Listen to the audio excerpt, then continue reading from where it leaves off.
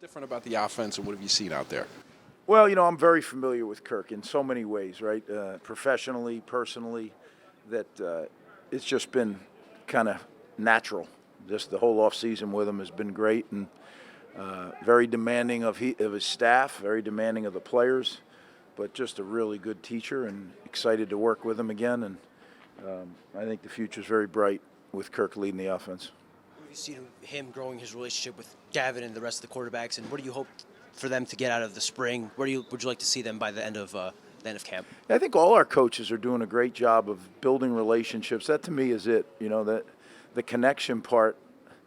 I always look at three things: the character, we wouldn't hire them; the competency, be able to teach the game, and then the connection you have with the players. And I think that this staff has unique ability to do that, and Kirk is certainly at the forefront of that.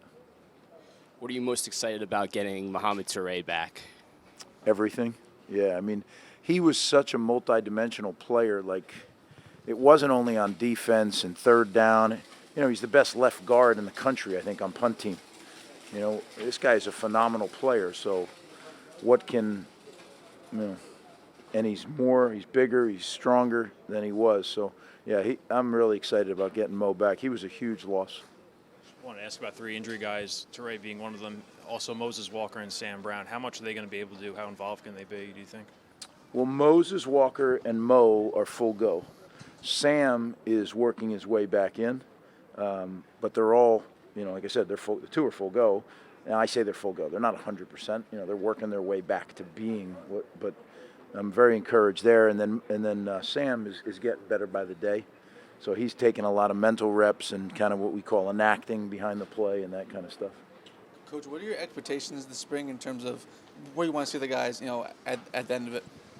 Well, I just want us to get better every day, and I know that sounds so cliche as a coach, right? But there's a reason that coaches always say that, is it's a fact. If you add up all the little daily improvements, hopefully your whole team is better come the end of spring.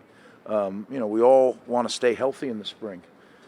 It's a violent game, so sometimes guys get bumped. You hope that it's not anything that's lasting.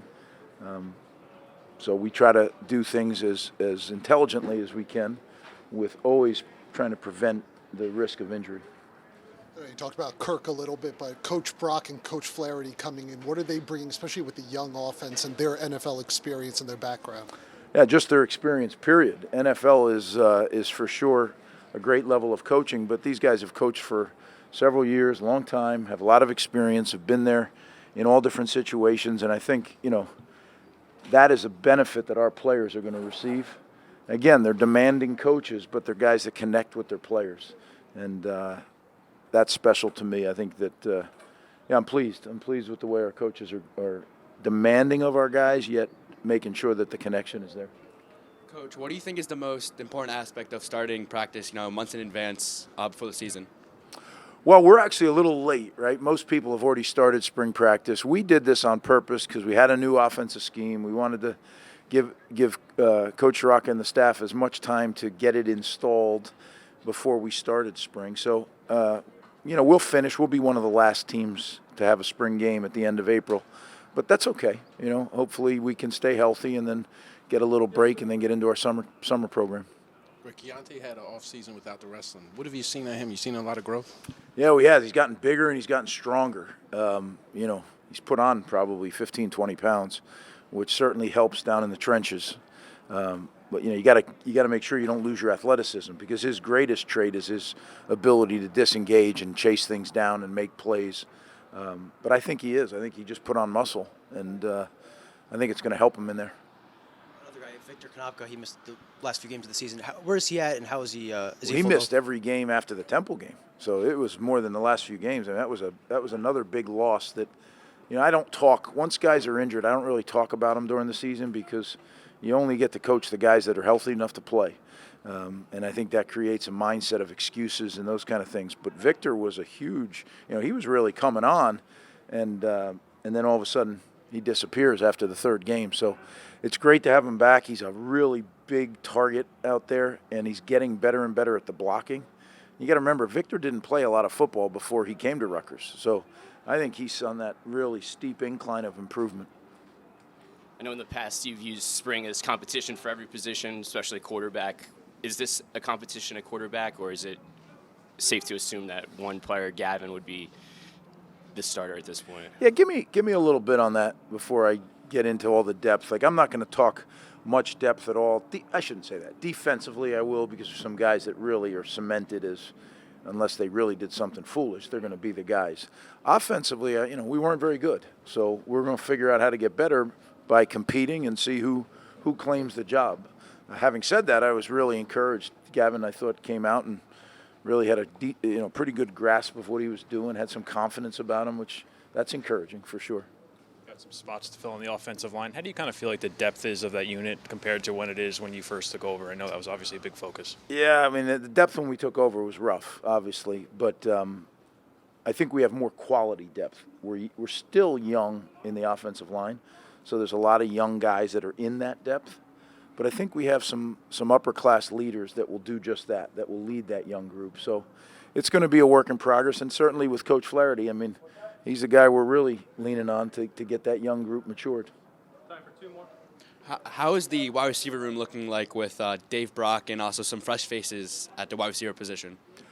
Well, Coach Brock is an excellent receiver coach, so he's helping us improve. We have a very green receiver room.